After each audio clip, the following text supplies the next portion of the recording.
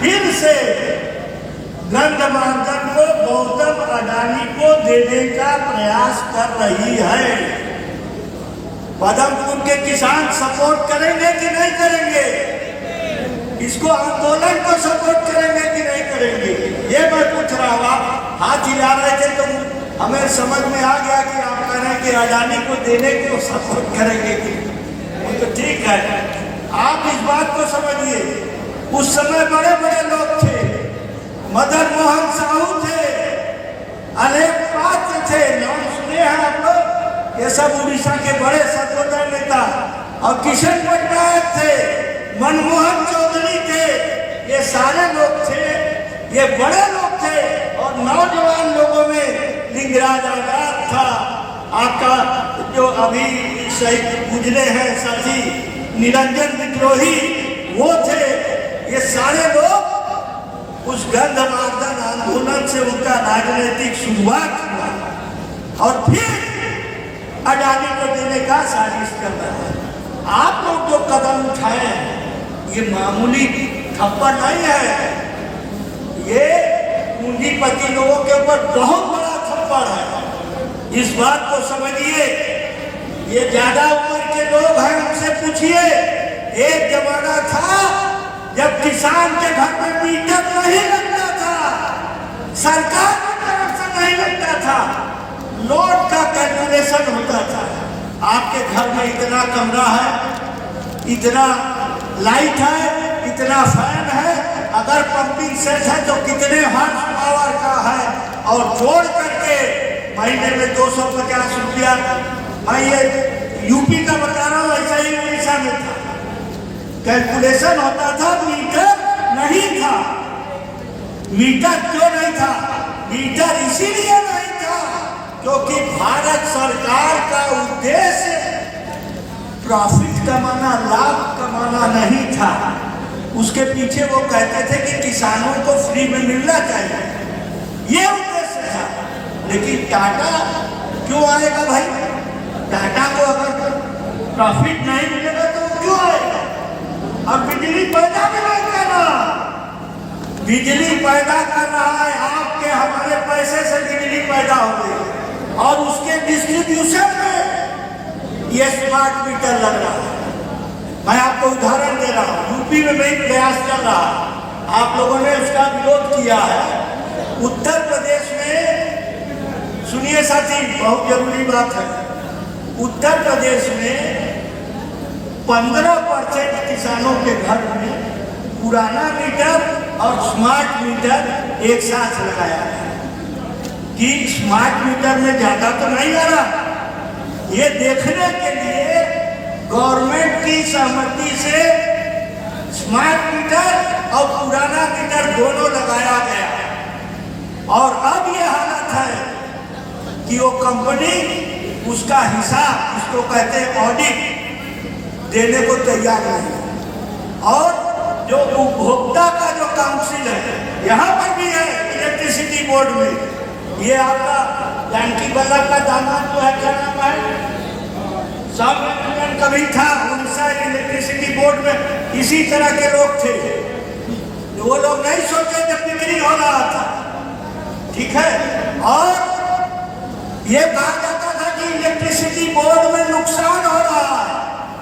अरे भाई, नुकसान देश के किसान के लिए हो रहा था, देश के गरीब आदमी के लिए हो रहा था, इसीलिए वो नियम था कि मीटर नहीं लगेगा। इस बात को समझिए। वो जो परिवर्तन हुआ है ये केवल टाटा के, अडानी के, अंबानी के कहने पर नहीं हुआ, ये उससे और ऊपर से हुआ। अटल जी के समय में अमेरिका का राष्ट्रपति आकर के कहता है कि इलेक्ट्रिसिटी को प्राइवेटाइजेशन कीजिए। क्यों कहता है? कि दुनिया की बड़ी बड़ी मल्टीनेशनल कंपनियां बिजली पैदा करने के लिए भारत में आई है। इसको समझिए आप। बिजली से पैसा कमाने के लिए दुनिया भर की कंपनी आएगी। टाटा तो भारत का था, लेकिन विदेश से भी आएगी। और इसका शुरुआत महाराष्ट्र में कोशिश किया था आप लोगों में से कई लोगों ने सुना होगा एनरॉन कंपनी महाराष्ट्र के दक्षिण महाराष्ट्र में गोवा के बॉर्डर पर कोंकण इलाके में वो एनरॉन कंपनी आ रही थी और उस समय की सरकार ने एनरॉन कंपनी को कहा था कि अगर आपको फायदा नहीं होगा तो सरकार ने काउंटर गारंटी इसको कहते थे, काउंटर गारंटी दिया था कि अगर आपको प्रॉफिट नहीं होगा एनरॉन कंपनी, हाँ गवर्नमेंट जो है उस समय शिवसेना बीजेपी शिवसेना का गवर्नमेंट उस समय महाराष्ट्र में था और हाँ उन लोगों ने दिया था ये काउंटर गारंटी, सामने आ गया फिर चुनाव हारे। तो मैं ये बता रहा हूँ कि जो शुरुआत हुई बिजली के प्राइवेटाइजेशन की वो मल्टीनेशनल एनरॉन से हुई और एनरॉन ये जान लीजिए कि आज की कंपनी में एनरॉन का दिवाला निकल गया, बैंकरप्ट हो गया, एनरॉन कंपनी बंद हो गई। तो ये जो चीज है इसको समझिए, ये बिजली है, सड़क है, ये स्कूल है, शिक्षा है, ये सारी चीज संविधान में यह है कि जनता को मिलना चाहिए और अब हमारे देश में जो भी सरकार आ रही है वो उसको मुनाफा कमाने के लिए दे रही है। शिक्षा हो, सड़क हो, चिकित्सा हो, इतना ज्यादा हल्ला मचाते हैं। प्रधानमंत्री के आयुष्मान योजना बनाते हैं कि नहीं ना, उसका चर्चा क्या है बताइए।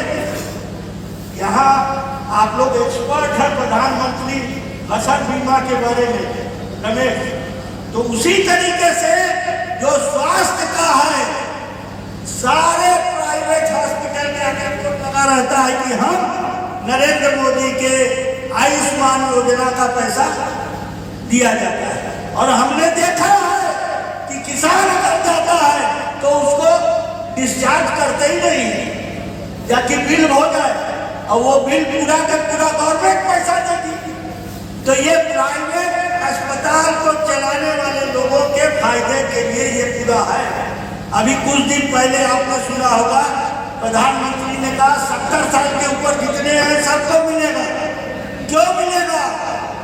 जाके वो प्राइवेट हॉस्पिटल के पास जाए, छोड़ते नहीं है। छोटा सा पाइल्स का ऑपरेशन है और आपको एडमिट करके रख दिया, डिस्चार्ज ही नहीं कर रहे, पता चला 2.5 लाख रुपया बिल आ रहा है। आप सोचते हैं कि मेरे पॉकेट से तो नहीं गया, ये हो रहा है कि नहीं उड़ीसा में मैं नहीं जानता, यूपी में हो रहा है और यहाँ का भी चरित्र अलग नहीं होगा, यहाँ भी हो रहा है ना।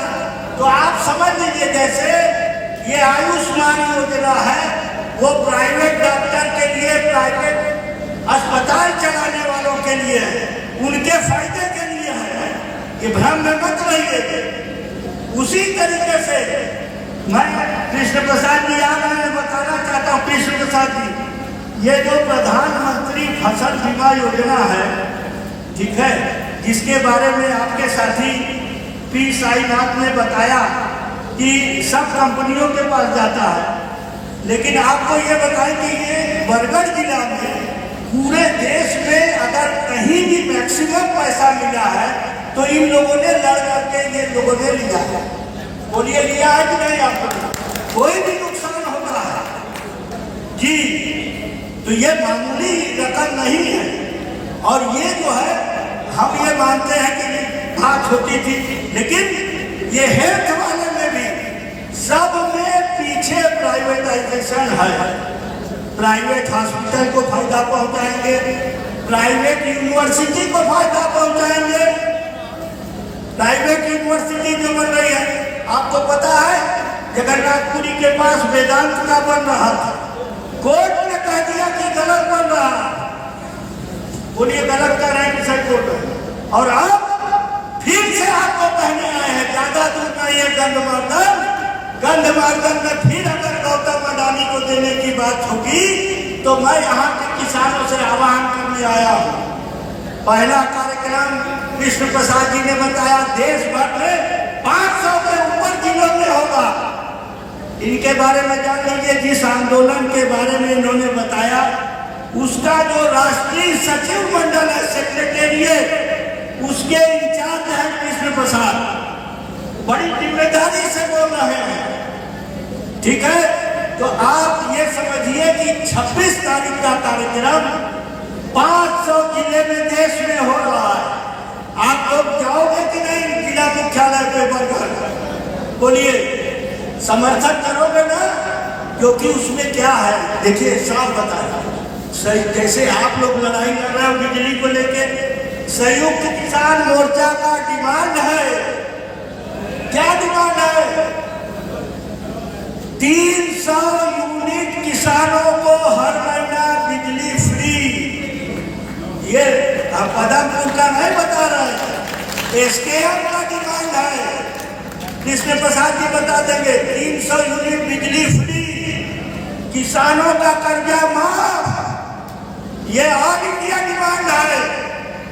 और अभी पिछले दिनों एसकेएम ने फैसला लिया स्मार्ट मीटर का बहिष्कार। कृष्ण प्रसाद जी, इनका बहुत बड़ा संगठन है, कृष्ण प्रसाद जी का भी। इनके साथी, इनके ऑल इंडिया सेक्रेटरी, अभी बात हो रही थी, उन्होंने बताया कि आंध्र प्रदेश में भी स्मार्ट मीटर का बहिष्कार हुआ। आप लोग जितना व्यापक नहीं हुआ है, लेकिन वहां भी हुआ। तो साथियों, ये बहुत बड़ा मुद्दा है आप लोग जो उठाए हैं। एक समर्थन और चाहते हैं हम, जैसे गंधमार्दन, उसमें आपका समर्थन चाहते हैं। और जो चाहते हैं, एक छोटा सा उदाहरण दे, छत्तीसगढ़ यहाँ से ज्यादा दूर नहीं है, ठीक है, बहुत पास में है। वहां पर एक मजदूर नेता थे, ठीक है। वो मजदूर नेता, उनका नाम था शंकर गुहा नियोगी। शंकर गुहा नियोगी को छत्तीसगढ़ के बड़े बड़े पूंजीपतियों ने मर्डर करवाया, शराब बनाने वाले कारखाने, ठीक है, उन कारखानों के लोगों को। तो उस आदमी ने क्या किया था, कोयला के माइन में जो सबसे कम मजदूरी मिलता था, वहां पर हड़ताल चलाया शंकर गुहा नियोगी ने। तो छत्तीसगढ़ मुक्ति मोर्चा के किसानों ने सपोर्ट किया, उन मजदूरों को सपोर्ट किया। और तब जाकर के भिलाई स्टील प्लांट के बराबर वो कोयला माइन के मजदूरों को भी पैसा दिया। तो पैसा जब बढ़ गया तो थोड़ा शराब भी बढ़ा। तो शराब बढ़ा तो 2 अक्टूबर के दिन शंकर गुहा नियोगी, शहीद शंकर गुहा नियोगी ने एक रैली किया 25,000 लोगों के बीच में। उसने कहा कि भाइयों, ये जो आप लोग ये दारू के बनाने वाले लोगों से लड़ाई जीता है आप लोगों ने, और दारू ज्यादा पियोगे फिर उनके पास पैसा जाएगा। तो नियोगी ने कहा कि आप लोग आइए मंच पे, और दारू क्यों पीना चाहिए उसके सपोर्ट में बोलिए, ये नियोगी ने कहा। तो ये बहुत बढ़िया प्रयोग था। वो दारू के खिलाफ माहौल में बनाया, पैसा बढ़ गया, भिलाई स्टील प्लांट के बराबर हो गया, लेकिन शराब नहीं बढ़ना चाहिए, ये भी किया। और एक बहुत वहां पे ट्रेड यूनियन ने एक शहीद अस्पताल बनाया, शानदार शहीद अस्पताल, जो मजदूरों की लड़ाई लड़ते हुए शहीद हो गए, उनकी याद में बनाया है। कि विनायक सेन उसमें पहले डॉक्टर थे, डॉक्टर विनायक सेन, जो लंबा समय जेल में थे। तो साथियों, आप लोगों से इसीलिए हम निवेदन करना चाहते हैं, हम कृष्ण प्रसाद जी को लेकर के और कल जाएंगे रायगढ़ जिले में। क्यों जाएंगे जानते हैं? नियमगिरी का नाम सुना है आप लोगों ने? नियमगिरी में तो 11 साल पहले लड़ाई लड़ करके सुप्रीम कोर्ट ने कहा कि रायगढ़ और कलाहांडी जिले का कलेक्टर नहीं, वो जनमत संग्रह, वो रेफरेंडम कौन करेगा? कटक हाईकोर्ट का आदमी उसके देखरेख में होगा। तो सिविल, उन दोनों जिलों के सिविल जज जा करके देते थे। और कृष्ण प्रसाद जी, आपको अच्छी तरह पता है, एक भी वोट सपोर्ट में नहीं गया और तब से वहां माइनिंग बंद है। लेकिन लालीगढ़ में जो कारखाना था वो कारखाना बंद नहीं हुआ।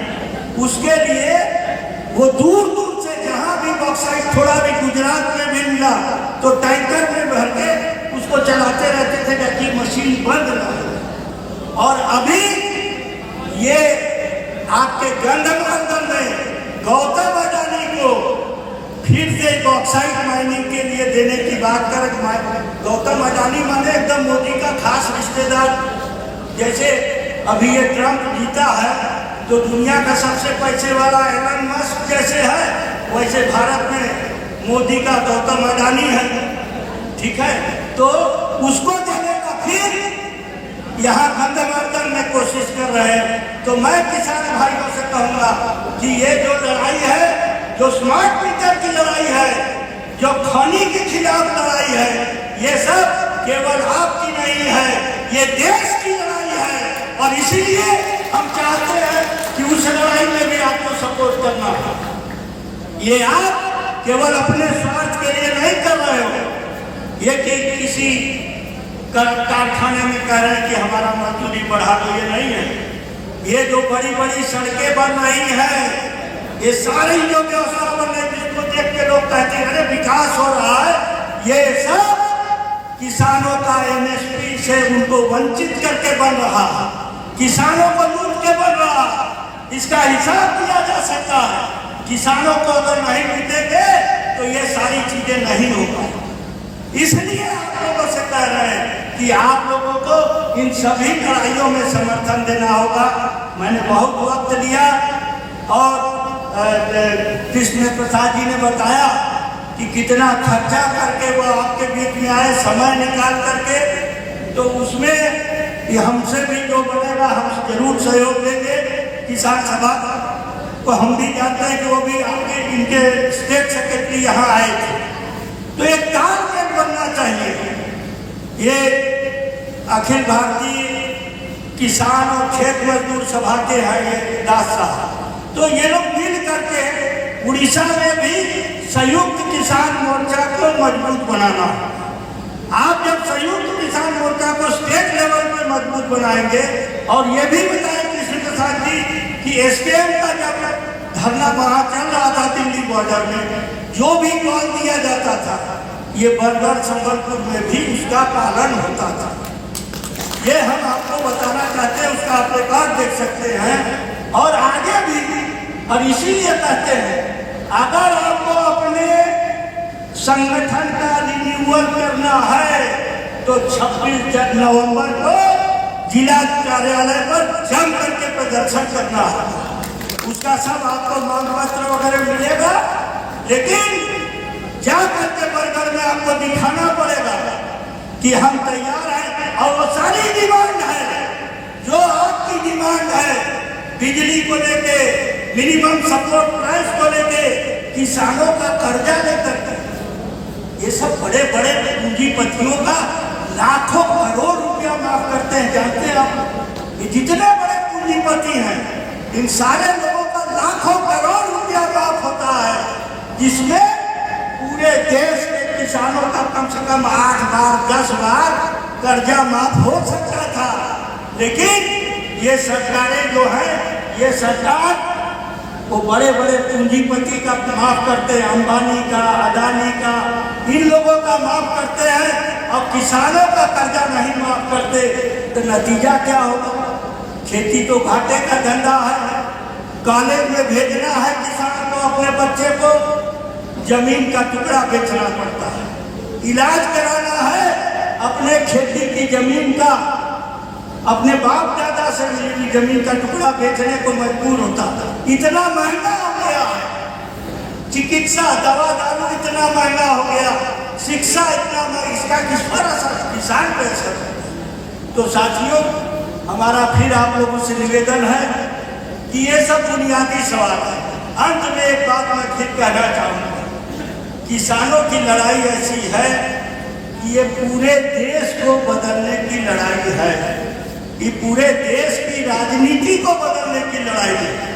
हम लोग देखते हैं कि गौतम अडानी के लिए यहाँ छोटी से लेकर के बड़ी पार्टी, सारी पार्टी उड़ीसा की वो वेदांता के लिए, अडानी के लिए एकदम तैयार, पैसा मिलता है। ये मीडिया के लोग बुरा नहीं मानेंगे। ये छोटे छोटे अखबार को भी अगर वेदांता 1 लाख रुपया दे देता है साल में, तो वो लोग फिर आपके आंदोलन को कवर करने के लिए नहीं आए। ये इस पूरी परिस्थिति को अगर कोई बदल सकता है तो यहाँ का किसान और मजदूर बदल सकता है। ये हम लोग को विश्वास है। आपका आंदोलन मजबूती से चलेगा तो इनकी ये मजबूरी हो जाएगी मीडिया के लोगों की। जब यहाँ पर ये भरा रहता से, अब पिछली बार से कम है, अभी जरूर बताना चाहेंगे कि लोग भोजन करने चले गए, लेकिन अब मैं ये बताना चाहता हूँ आपसे कि सबको मिलकर ये बड़ी लड़ाई है। ये पूरे के पूरे किसान विरोधी व्यवस्था को बदलने की लड़ाई है। ये उद्योगपतियों को लाभ पहुंचाने वाली व्यवस्था वही किसान के विरोध में होती है। यही कहूँगा अंत में कि हम लोगों को इस लड़ाई को मजबूती से चलाना होगा, तभी हम वो अंबानी अडानी से भी टक्कर लेंगे। और जो चीज कहा कृष्ण प्रसाद जी ने कि असली लड़ाई कॉर्पोरेट के खिलाफ, उस कॉर्पोरेट के खिलाफ, कंपनियों के खिलाफ, उन कंपनियों के जो खिलाफ लड़ाई है, हमें विश्वास है कि ये पदमपुर के इलाके के लोग, बरगढ़ जिले के लोग उसमें ऐसे ही वो करेंगे। हम तो प्रेरणा लेने आते हैं। आप लोगों ने 15,000 मीटर निकाल के फेंक दिया ना, हमको उससे ताकत मिलती है। उत्तर प्रदेश कहीं भी देश में जाएंगे तो हम बता सकते हैं कि पश्चिम उड़ीसा के किसानों ने स्मार्ट मीटर उखाड़ के फेंक दिया। साहस मिलता है उससे। इसलिए आपने ताकत लेने के लिए भी आए हैं और समर्थन देने के लिए भी आए हैं। साथियों धन्यवाद। जय हिंद, जय समाजवाद। एक आध नारा लगाएंगे, जिंदाबाद, जिंदाबाद, कैसी दुनिया एकता जिंदाबाद, जिंदाबाद, कैसी दुनिया एकता जिंदाबाद, जिंदाबाद। आवाज दो, एक है, संयुक्त किसान मोर्चा जिंदाबाद, जिंदाबाद, संयुक्त